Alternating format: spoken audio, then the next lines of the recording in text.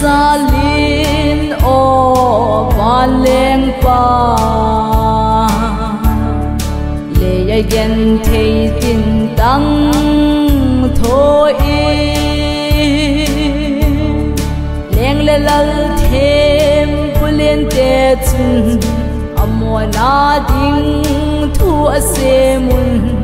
mona nei lo pa kai mo a chan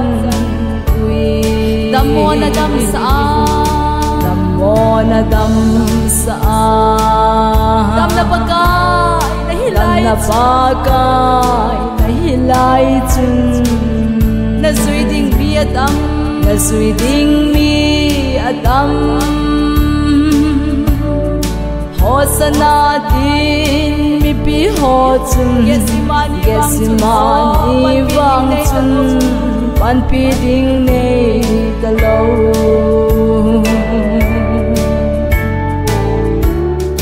chung le noi pa kai han dam pu ala lo pi na hin dala pagai sin athoni chun chung le noya thil sim so se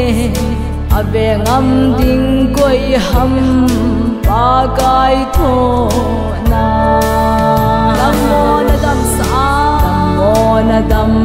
sa dam na pagai na hilai chun na sui ding mi adam na sui ding mi adam hosana din mi pi ho chun yesimani wang chun pan pi ding nei ta lo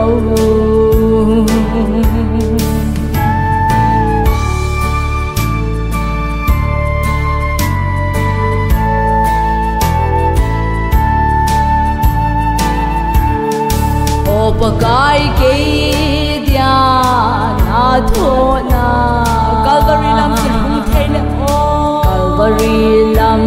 chulhung theile mi chon se dia na tho mi chon se dia na tho na le mi hem the thim da le lai na lo min tem na tho na damona dam sa dam na pakai na hilai chun na sui ding mi adam na sui ding mi adam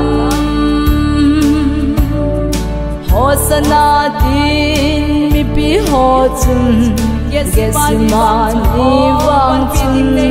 pan pi ding